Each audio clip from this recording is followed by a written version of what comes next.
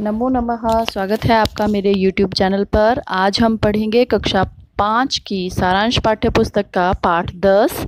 ये कविता है मारीच वध, जिसे लिखा है तुलसीदास जी ने। ये तुलसीदास जी की चौपाइयाँ हैं, जिसे कि लिया गया है अरण्यकांड से। और रामचरितमानस जो है बहुत ही प्रसिद्ध पुस्तक है, इसे तुलसीदास जी ने ही लिखा था। तो वन में जब एक बार सीता जी जो है एक सुंदर मृग को देखकर श्री राम से उसकी छाल यानी कि उसकी चर्म, उसकी चमड़ी लाने का आग्रह करती हैं, तो वह किस प्रकार से है आइए जानते हैं इस कविता के माध्यम से। तेहि बन निकट दसानन गयऊ, तब मारीच कपट मृग भयऊ। अब ये थोड़ा सा आपको समझने में कठिनाई ज़रूर आएगी, लेकिन यदि आप ध्यान से सुनोगे और बार बार सुनोगे तो आपको जल्दी से समझ में आ जाएगा। सबसे पहले तुलसीदास जी का ये जो रचना का माध्यम है, ये चौपाइयाँ हैं। तो आज हम तुलसीदास जी की चौपाइयाँ पढ़ने वाले हैं और बहुत ही एक एक शब्द का मैं अर्थ बताने की कोशिश करूँगी आपको, जिससे आपको बहुत आसानी से ये समझ में आ जाए। आइए शुरू करते हैं। तेहि बन निकट दसानन गयऊ, तब मारीच कपट मृग भयऊ। तेहि बन, तेहि का अर्थ होता है उस, और वन मतलब वन। वन के निकट, निकट मतलब पास या समीप। दसानन गयऊ, दसानन मतलब रावण, गयऊ गया। उस वन के निकट रावण गया। उस वन के निकट कौन से? जहाँ पर रामचंद्र जी, सीता और लक्ष्मण रह रहे थे, वहाँ पर दसानन कहा गया है, जिसके 10 मुख हों। और 10 मुख वाला किसे कहा जाता है? रावण को। तब मारीच कपट मृग भयऊ। तब मारीच जो है, मारीच भी एक राक्षस था, जो कि कपट से, छल से जो है एक मृग बन गया, हिरन बन गया। भयऊ, भयऊ मतलब हो गया, बन गया। तेहि बन, उस वन के निकट, समीप रावण गया। किस वन के निकट? जहाँ पर राम, लक्ष्मण और सीता रहते थे। तब मारीच कपट मृग भयऊ, तब मारीच छल से हिरण बन गया। अति विचित्र कछु बरनी न जाई, कनक देह मणि रचित बनाई। अब यहाँ पर मारीच का जो है वर्णन किया गया है कि वो किस तरह का दिखता था।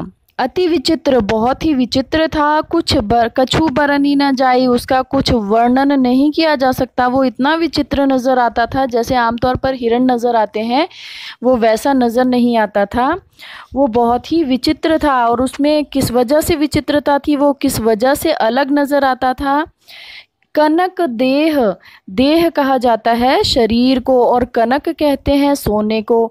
सोना यानी कि गोल्ड, जिसको धातु जो सोना है ना, वो ठीक है। तो सोने की देह, सोने का शरीर, और मणि रचित बनाई, उसमें मणियों से जड़ा हुआ वो हिरण था। यानी कि उसका जो शरीर था वो जो सोने के नज़र आ रहा था, और उसके शरीर पर जो है मणियाँ जड़ी हुई थी। ऐसा उसने अपना शरीर बना लिया था मारीच ने, छल से। ठीक है, समझ गए होंगे। एक बार और बता रही हूँ। अति विचित्र कछु बरनी न जाई, बहुत विचित्र था, जिसका कि वर्णन नहीं किया जा सकता। उसकी देह सोने की थी और मणियों से जड़ी हुई थी। ठीक है, आगे देखते हैं अगला। सीता परम रुचिर मृग देखा, अंग अंग सुमनोहर बेखा। आगे क्या होता है कि सीता ने जब परम रुचिर मृग, परम यानी कि अत्यधिक, रुचिर मतलब रुचिकर, सुंदर, मृग कहते हैं हिरण को। तो सीता ने जब बहुत ही सुंदर और रुचिकर हिरण को देखा, तो अंग अंग सुमनोहर बेखा।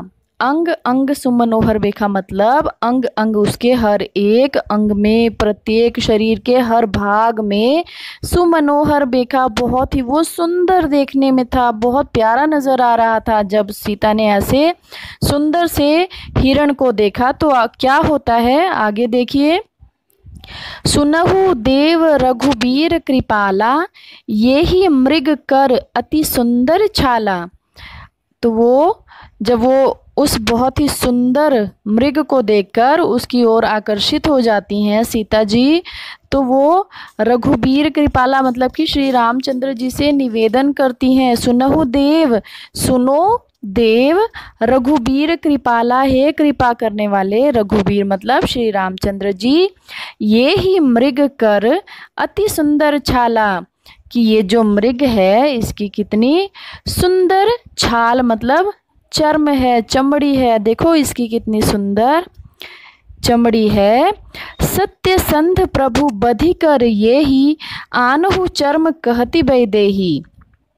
अब सत्य संध इसमें किसको कहा गया है? सत्य संध इन्होंने श्री रामचंद्र जी को कहा गया है। और क्यों कहा है?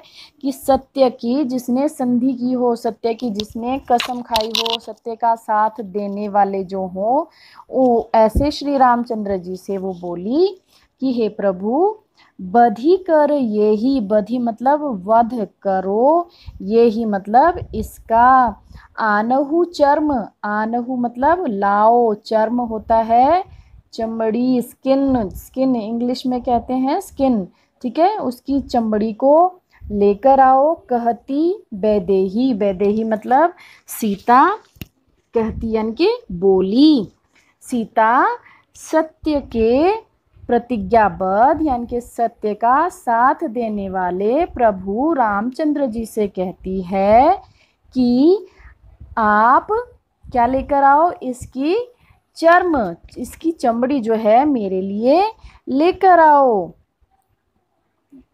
आगे देखिए, तब रघुपति जानत सब कारण, उठे हर्षि सुर काज संवारन।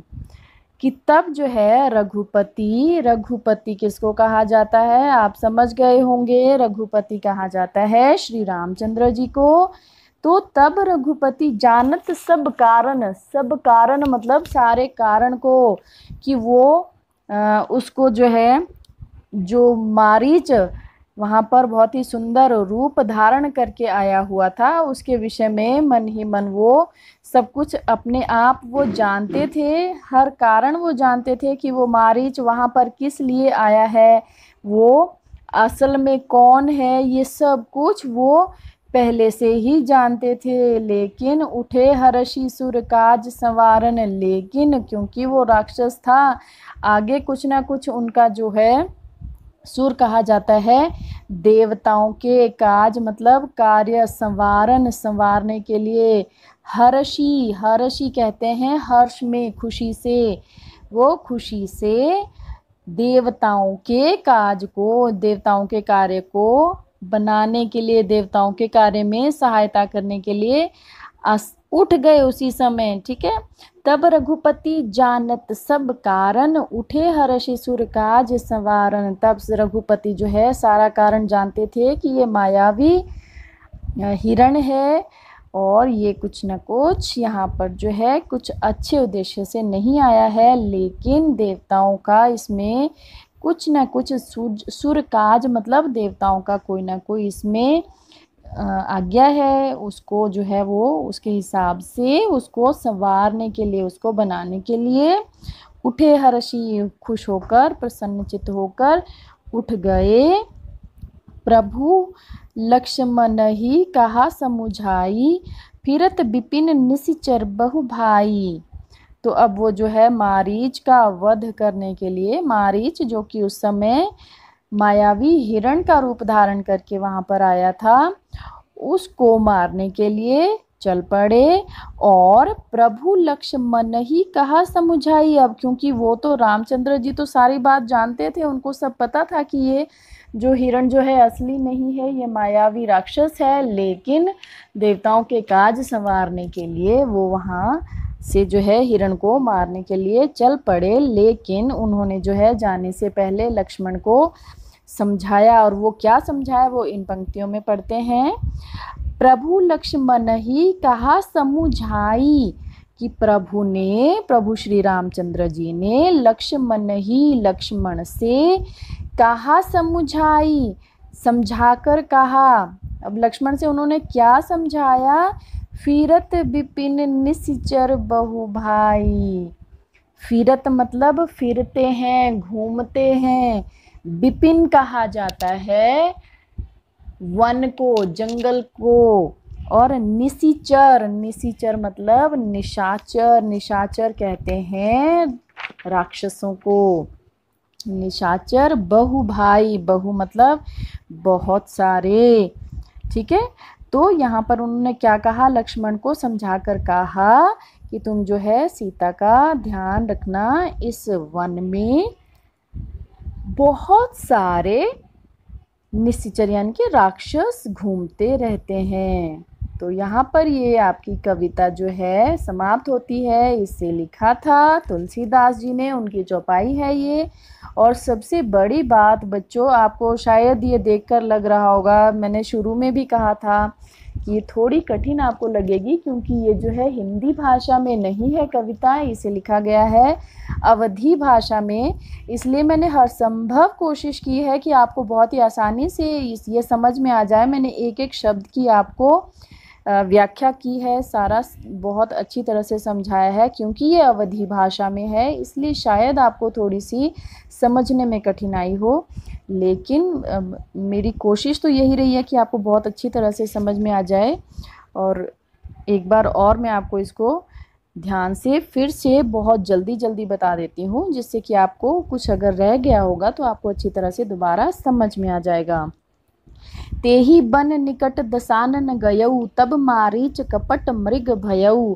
उस वन के निकट रावण गया, और तब मारीच छल से हिरण बन गया। किस वन के निकट गया रावण? जहाँ पर राम, सीता और लक्ष्मण रह रहे थे अपने वनवास के समय। और रावण वहाँ क्यों गया? क्योंकि वो सीता का हरण करना चाहता था। वो सीता का हरण करके अपनी लंका ले जाना चाहता था। तो वो अपनी सीता का जो हरण किस प्रकार से करता है, उसके लिए उसको जो है मारीच की सहायता की आवश्यकता पड़ी थी। और उसने मारीच को जो है हिरण बनने के लिए कहा था। और मारीच ने जो है रावण के कहने पर ये सब किया था। तो आगे देखिए, अति विचित्र कछु बरनी न जाई, कनक देह मणि रचित बनाई। कि मारीच ने अपने आप को कैसा बनाया था? बहुत ही विचित्र बनाया था, बहुत ही अलग बनाया था अपने आप को। बाकी और कोई भी हिरन ऐसे नहीं दिखते थे जैसा उसने खुद को बना लिया था। और कैसा बनाया था कि बहुत ही आकर्षक बनाया था उसने खुद को।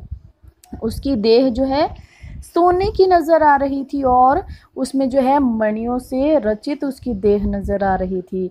सीता परम रुचिर मृग देखा, सीता ने बहुत ही सुंदर उस हिरण को देखा। और क्या देखा कि अंग अंग सुमनोहर देखा, कि उसके हर एक अंग में जो है बहुत ही सुंदरता थी, बहुत ही सुंदर वो देखने में था।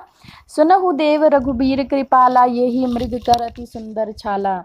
कि हे रघुवीर कृपाला मतलब हे कृपा करने वाले रघुवीर, सुनहु सुनिए, ये ही मृग कर अति सुंदर छाला। देखिए ये मृग जो है कितनी सुंदर इसकी चर्म है, चमड़ी है। सत्यसंध प्रभु बधि कर, ये ही आनहु चर्म कहती बैदेही। कि हे सत्यसंध, हे सत्य की प्रतिज्ञा करने वाले, हे सत्य के साथ चलने वाले प्रभु श्री राम बधि वध करके, ये ही मतलब इसी का, इसका वध करके, आनहु चर्म इसकी चमड़ी लेकर के आइए। कहती बैदेही, बैदेही कहा जाता है सीता को। सीता ने कहा कि इसकी चमड़ी आप लेकर आइए। तब रघुपति जानत सब कारण, उठे हर्षि सुर काज संवारन। तब रघुपति यानी कि श्री रामचंद्र जी जो सारी बात को जानते थे, सारे कारण जानते थे, वो बहुत ही खुश होकर के देवताओं के काज संवारने के लिए उठे।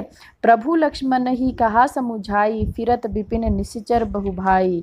प्रभु ने लक्ष्मण को समझा कर कहा कि इस जंगल में बहुत सारे निशाचर राक्षस रहते हैं। तो इस तरह से ये कविता जो है समाप्त होती है। मुझे उम्मीद है आपको बहुत अच्छी तरह से समझ आ गया होगा।